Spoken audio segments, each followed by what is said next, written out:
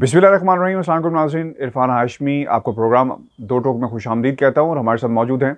इब्राहिम राजा साहब। राजा साहब अस्सलाम वालेकुम। वालेकुम अस्सलाम।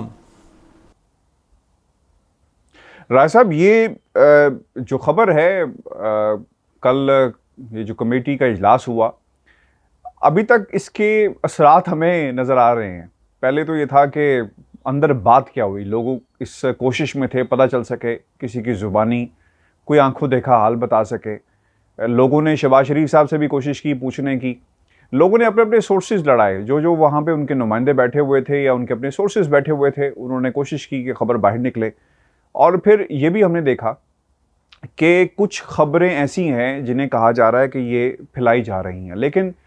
अब इसके पॉलिटिकल जो इसका जो कैनवस है या इसे पॉलिटिकल आप कहेंगे, इसके असरात हैं, वो बहुत ही इंपॉर्टेंट हैं। पहले लोगों ने कहा कि हमें ब्रीफ किया जाए, ब्रीफ कर दिया गया, तमाम लोग वहाँ पर मौजूद थे। तीन चार चीज़ें बड़ी अहम हैं जो मैं चाहूँगा कि आज के इस प्रोग्राम में हम उस पर बात करें। पहली जो चीज़ है, आर्मी चीफ के साथ 8 घंटे गुजारे गए और अपोजिशन की जमातें मौजूद रही। पाकिस्तान डेमोक्रेटिक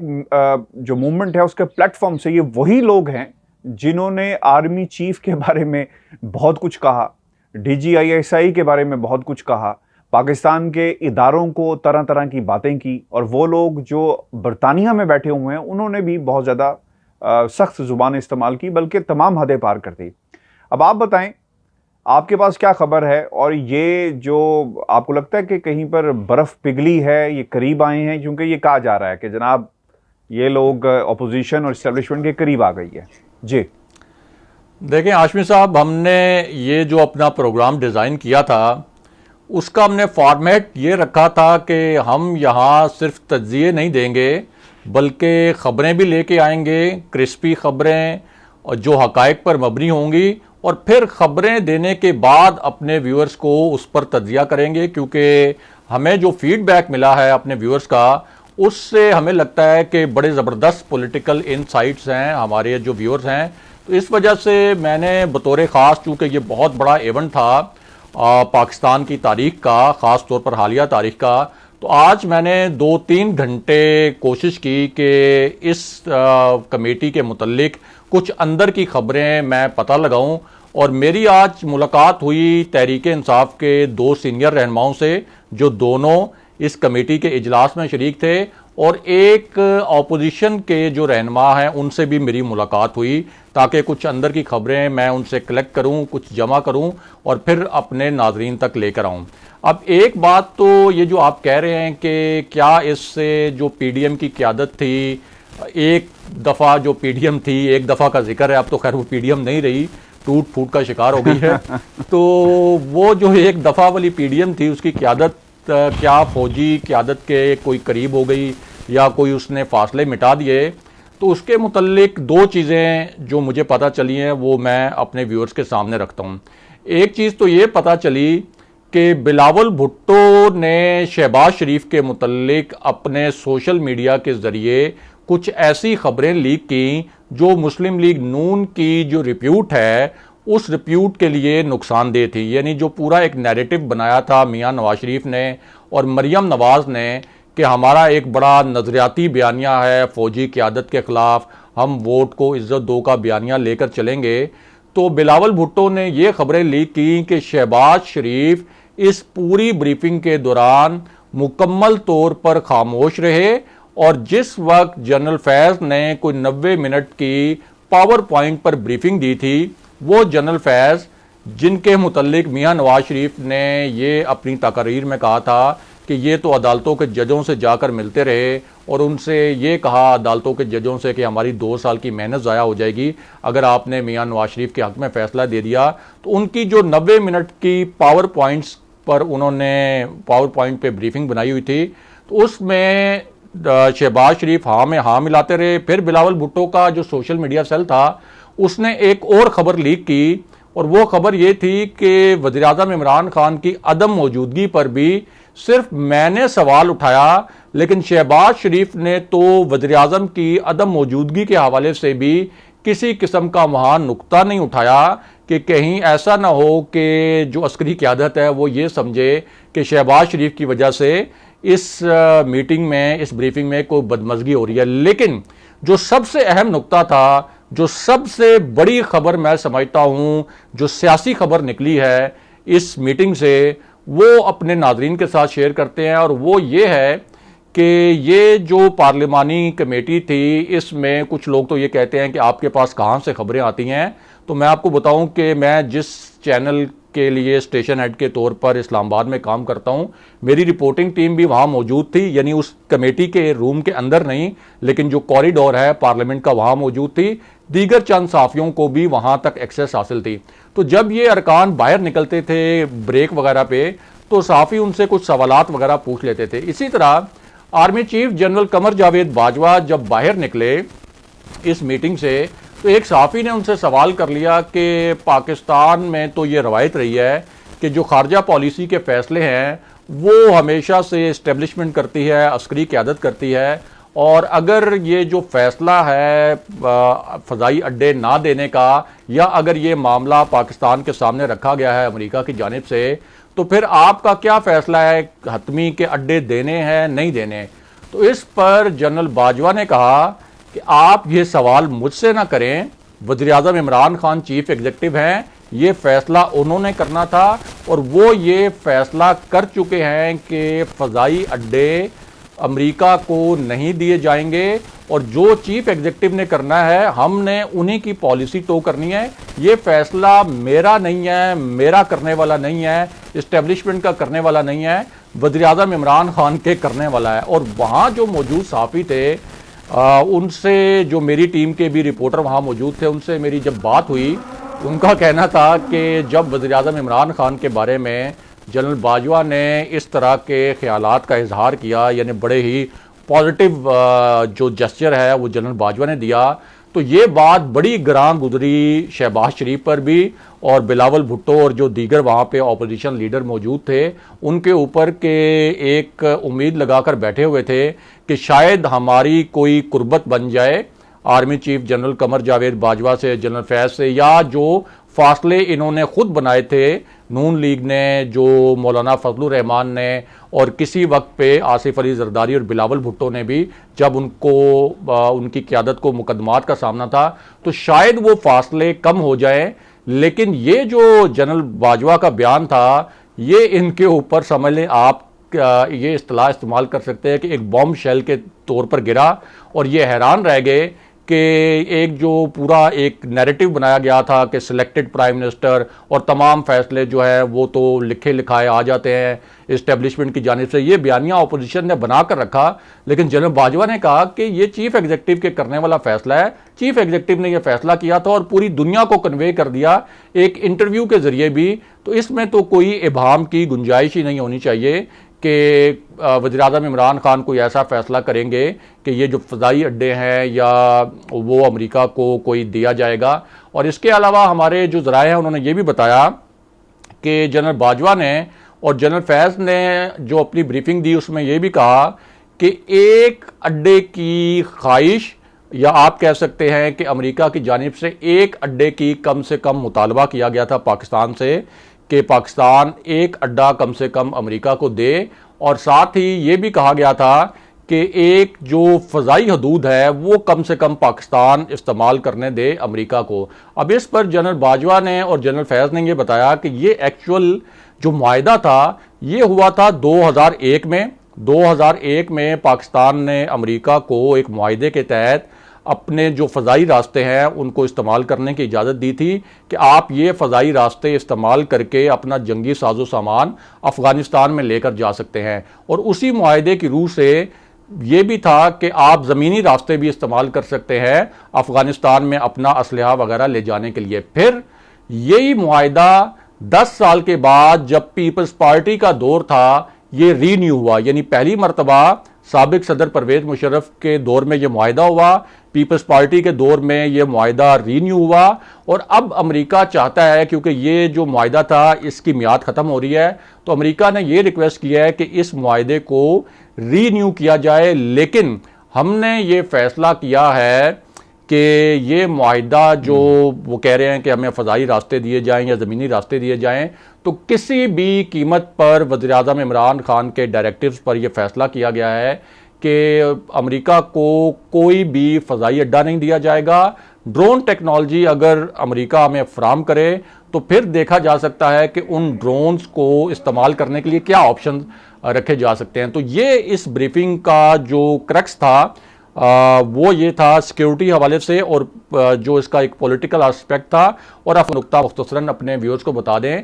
कि इसी ब्रीफिंग में ये बताया गया कि अफ़गान तालिबान पहले तो हमारी बात मान रहे थे जब हमने उनको मुज़ाकरात की मेज़ पर बिठाया था, लेकिन जब से अमेरिका ने फ़ौजी इनखला की तारीख दी है उसके बाद से अब हमारी जो तजावीज़ हैं वो अफ़गान तालिबान नहीं मान रहे। हमने उन्हें ये तजवीज़ भेजी थी कि ये पुरतशद्दुद रास्ता अख्तियार ना करें काबुल पर कब्ज़े के लिए, लेकिन हमारी इस तजवीज़ के ऊपर कोई ज़्यादा मस्बत रद्द-ए-अमल नहीं दिया अफ़गान तालिबान ने। और अब हमें ये खदशा है और ये ख़तरा है कि अफ़गान तालिबान अपनी पेशकदमी नहीं रोकेंगे, और इसका जो फॉल आउट आएगा वो इस तरह भी आ सकता है कि पाकिस्तान के अंदर तहरीके तालिबान पाकिस्तान जो है वो दोबारा मुनज़्ज़म हो सकती है, और हमें इसके लिए तैयार रहना पड़ेगा। राजा साहब ये भी खबर है उसके अंदर, और रिपोर्ट करने वाले रिपोर्ट भी कर रहे हैं। अब इसकी हकीकत क्या है? खैर ये भी कहा गया कि अफ़गानिस्तान के अंदर जो अफ़गानी फ़ौज है उन्हें तनख्वाहें नहीं मिल रही, क्योंकि उनका अपना जो इंफ्रास्ट्रक्चर है मुकम्मल तौर पे तबाह हो गया है, बदहाली है, पैसे नहीं हैं, उस तरह के हालात नहीं हैं, इकॉनमी किस तरह रन की जाएगी, तमाम मामला अफ़गानिस्तान के तो हैं। हमें इसके ऊपर कोई और दूसरी राय तो हमारी हो नहीं सकती कि बहुत ज़बरदस्त इकॉनमी है अफ़गानिस्तान की। तो अब कहा जा रहा है कि उनके पास पैसे भी नहीं हैं, तो उन्होंने क्या किया कि उन्होंने तालिबान के साथ जाकर मिलना शुरू कर दिया है। ऐसी खबरें भी वहाँ से आ रही हैं। एक ये पॉइंट, दूसरा ये पॉइंट जो मैं चाहता हूँ, जो हमारे अब नाज़रीन भी सुनना चाहते हैं, अफ़गानिस्तान में जो कुछ हो रहा है is a very important. Briefing होगी, सब कुछ अच्छा हुआ, इसकी जो पॉलिटिकल डायमेंशंस हैं दे आर वेरी इंपॉर्टेंट। मैंने आपसे प्रोग्राम के शुरू में कहा था कि ये किस मुंह से वहाँ पर बैठे होंगे इदारों के सरबराहों के सामने जिनको बुरा भला कहते रहे। तो सर इसमें किरदार मोहसिन साहब का भी, मोहसिन दावड़ भी इज़ वन ऑफ देम, वो भी वहाँ पर मौजूद थे। सुनने में आया कि जब बात करना चाहिए तो रोक दिया गया, तो फिर आर्मी चीफ ने कहा कि नहीं आप बात करें। जी हाँ, मोहसिन दावड़ के मुतल्लिक आपको मैं ये भी बताऊं कि आज से कोई 6 हफ्ते पहले एक आला सतह की ब्रीफिंग हुई थी जिसमें army chief general Qamar Javed Bajwa खुद मौजूद थे और जो दीगर अस्करी हुकाम मौजूद थे। तो वहाँ सवाल किया गया था मोहसिन दावड़ के बारे में, मंजूर पश्तीन के बारे में और पीटीएम के बारे में। तो उस ब्रीफिंग में ये बताया गया था कि मोहसिन दावड़ का जो असल इशू है, अब जाहिर है कि ब्रीफिंग में जो बताया गया वो ये बताया गया था कि मोहसिन दावड़ से कोई एक अड्डा था जिसके ऊपर मुबैना तौर पर मोहसिन दावड़ ने कब्जा कर रखा था। जब वो कब्जा छुड़ाया गया तो उसके बाद मोहसिन दावड़ ने और इन लोगों ने रिएक्ट किया। ये उस ब्रीफिंग में जो मालूमात दी गई थी। अब ये जो ब्रीफिंग थी जिसमें अफगानिस्तान के इशू पर बात होनी थी, कश्मीर के इशू पर बात होनी थी, अमेरिका को फ़ज़ाई अड्डे ना देने के क्या नताइज हो सकते हैं उस पर बात होनी थी। तो इस पर मोहसिन दावड़ ने बड़े ही तल्ख सवालात करने की कोशिश की army chief general Qamar Javed Bajwa से, और सबसे ज़्यादा वक्त जो है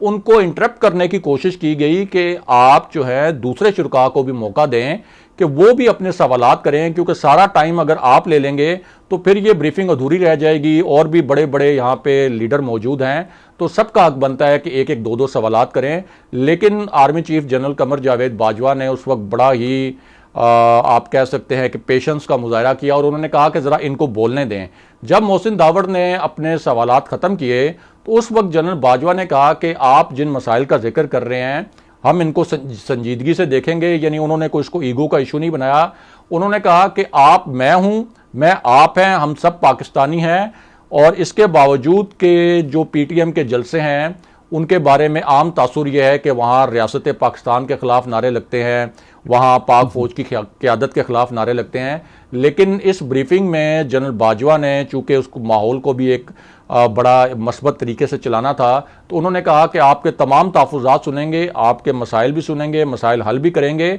और आप अपने आप को उतना ही पाकिस्तानी समझें जितने कि दूसरे लोग अपने आप को पाकिस्तानी समझते हैं। तो मोहसिन दावड़ जिस किस्म का वहाँ जो लोग हैं वो कह रहे हैं कि जिस किस्म का सीन क्रिएट करना चाह रहे थे वो सीन नहीं क्रिएट हुआ, क्योंकि अस्करी क़यादत जो है इस मामले पर बहुत ही ज़्यादा हम्बल रही वहाँ पे। रासब, आखिर में मेरा ख्याल है कि तमाम पहलू तो हमने इसके जो पॉलिटिकल जो सिचुएशन बन रही है इस मीटिंग की वो तो हमने डिस्कस की, लेकिन मुझे तो कम अज़ कम नहीं लगता कि अपोजिशन जिस कोशिश में गई थी कि बर्फ़ पिघलेगी और शायद हम करीब आ सकें, लेकिन सर इसका एक और भी पहलू है। आपको लगता है कि ये मीटिंग करवाई गई और अपोजिशन की एक तो जो क्लैरिफिकेशंस थी और अभाम थे दूर होने चाहिए थे, लेकिन इनको करीब लाने के लिए किसी ने शरारत तो नहीं की ये मीटिंग करवाने की, क्योंकि मुतालबा तो किया गया था कि ब्रीफ किया जाए और इस मीटिंग का हो जाना, और फिर ये भी कहा गया कि ऐसी मीटिंग्स जो है हम बार बार करेंगे। शायद आपको ऐसा लगता है कि कोई मैसेज दिया जाना, या सिर्फ ये इसमें कोई सदाकत नहीं है, ना हम इस ख्याल को ज़्यादा मुस्बत अंदाज में देख सकते हैं कि नहीं शरारत नहीं है, ये सिर्फ ब्रीफिंग थी, उससे ज़्यादा कुछ नहीं है, क्योंकि आर्मी चीफ ने ये भी कहा कि हम आगे भी मिलेंगे, नाश्ते पे भी मिलेंगे और इस तरह की मीटिंग्स मज़ीद होनी चाहिए। और आपके पास क्या इत्तला है और आप क्या समझते हैं? देखें, ये ब्रीफिंग थी सिक्योरिटी स्पेसिफिक। जाहिर है कि यहाँ पे बिलावल भुट्टो, शहबाज शरीफ और जो दीगर अपोजिशन जमातें हैं उन्होंने तो अपनी तरफ से पूरी कोशिश की कि किसी तरीके से एक पॉजिटिव वाइब दी जाए अस्करी क़यादत को और वहाँ से हमें कोई ऐसा पॉजिटिव सिग्नल मिले। अच्छे बच्चों की तरह। राज साहब, लेट मी से दैट वो तो बिलावल भुट्टो तो ये कहता रहा, वहाँ पर बहुत बड़े सिंध के लीडर हैं, वो कहते रहे कि प्राइम मिनिस्टर कहाँ है, प्राइम मिनिस्टर को बुलाया जाए, प्राइम मिनिस्टर क्यों नहीं आए। हालांकि आपने ये चीज़ कल भी क्लियर की थी। तो शरारत तो सर कोशिश की गई एक बैड इंप्रेशन देने की कि प्राइम मिनिस्टर जो है वो is not the right person. जी जी जी, लेकिन जो सामने अस्करी क़यादत बैठी है और एक 70 साल का इस्टेब्लिशमेंट का पाकिस्तान के अंदर एक रोल है, तो वो इन सब चीज़ों को समझते हैं कि कौन किस वजह से क्या बात कर रहा है और उसके पीछे उसका क्या मकसद है। तो ये जो सिक्योरिटी एक ब्रीफिंग थी सिक्योरिटी मैटर्स पर, इस पर ये कोशिश तो ज़रूर थी, ये ख्वाहिश तो ज़रूर थी कि अपोजिशन की कि कोई फासले वगैरह कम हो, लेकिन जो वहाँ पर अस्करी क़यादत का जो एक पोस्चर था वो यही था कि ये जो पूरी ब्रीफिंग है इसको सिक्योरिटी के मामलात तक महदूद रखा जाए, क्योंकि इससे पहले जनरल बाजवा ने एक ब्रीफिंग में ये भी कहा था कि मुझे ज़िंदगी में सबसे ज़्यादा गुस्सा उस वक्त आया था और मेरी ज़िंदगी का सबसे तल्ख लम्हा वो था जब अय्याज सादिक ने टांगे कांपने वाला बयान दिया था। और उन्होंने कहा था कि मैं अगर कोई एक लम्हा मुझे कहा जाए कि किस लम्हे पे मेरा दिल किया कि मैं रिएक्ट करूं, तो वो लम्हा वही था कि जब अय्याज सादिक ने टांगे कांपने वाला बयान दिया था। अगर हमारी टांगे कांपने वाला बयान जो सच होता और हमारी टांगे कांप रही होती तो हम वेरी नेक्स्ट डे इंडिया के ऊपर इस तरह की कार्रवाई ना करते और उनके 2 तैयारे ना गिराते। लेकिन उसमें उन्होंने तासुर ये दिया था कि मैंने बतौर आर्मी चीफ के और एक इदारे के सरबराह के तौर पर उस वक्त भी पेशेंस का मुजाहरा किया। तो अब तो सूरत हाल ऐसी है हाशमी साहब कि 2 साल रह गए हैं इस हुकूमत के। जो रिफॉर्म्स का एक अमल शुरू किया गया था उसके समरात जो हैं वो नज़र आने शुरू हो गए हैं। जो आपकी इकॉनमी है वो अब आगे जा रही है और जो 5-6 ऑप्शंस थे अपोजिशन के पास हुकूमत गिराने के लिए, वो सारे ऑप्शंस ऑपोजिशन एग्जॉस्ट कर चुकी है, यानी इस्तेमाल कर चुकी है। तो अब तो उनके पास कोई ऑप्शन नहीं है। राज साहब, कोई ऑप्शंस खुद ही हुकूमत गिराने वाले ऑप्शंस सारे खुद गिर गए। तो बजाय इसके कि वो वज़ीर आज़म इमरान खान को गिराते गिराते अपोजिशन खुद ही बिखर गई। और अब तो ये बिलावल भुट्टो जो लफ्ज़ इस्तेमाल करते हैं, जो फिक्रा, उस पर गौर करें। वो कहते हैं अपोजिशन का काम होता है कि हुकूमत की अपोजिशन करे, लेकिन हमारी अपोजिशन ऐसी है, नून लीग की जानिब इशारा करके कहते हैं कि अपोजिशन की अपोजिशन करती है, नहीं नून लीग पीपल्स पार्टी की और पीपल्स पार्टी नून लीग की अपोजिशन करती है। तो वो सारा जो कोई मेल मिलाप के ज़रिए या किसी डील के ज़रिए या किसी मफाहमत के ज़रिए हुकूमत गिराने वाला माहौल या हुकूमत के लिए मुश्किलात पैदा करने वाला माहौल, वो सारे चांसेस ख़त्म हो गए हैं। अब बस अपोजिशन को ये इंतज़ार है कि 2023 आए, नया इलेक्शन आए और उसके अंदर जो है वो कोई उनका चांस पैदा हो कि उस इलेक्शन के नतीजे में वो दोबारा इक़्तिदार में आने की कोशिश कर सकें। लेकिन जिस तरफ हालात जा रहे हैं, अगले 2 साल में कोई बहुत बड़ी अनहोनी ना हुई तो लगता नहीं है कि 2023 के इलेक्शन में भी अपोजिशन ने जो तवक्कुआत बांधी हुई हैं वो तवक्कुआत पूरी होंगी। राय साहब, अभी बहुत सारी बातें हैं, इसकी पॉलिटिकल डायमेंशंस बहुत सारी हैं जिस पर बात होनी है। मेरा ख्याल है कि एक और प्रोग्राम इस पर हम करेंगे और उन डायमेंशंस को भी एक्सप्लोर करेंगे। व्यूअर्स, ये हमारा आज का शो था। अपने कमेंट्स हमें ज़रूर भेजिएगा, क्योंकि सवाल जाते जाते मैं राय साहब के सामने रख देता हूं, लेकिन जवाब हम अगले प्रोग्राम में देंगे। और ये आपके लिए भी सवाल है कि वो लोग किस मुंह से इस मीटिंग में गए थे जो सिलेक्टेड का नारा लगाते हैं। मुझे और राय साहब को इजाज़त दीजिए। अल्लाह ने के बाद।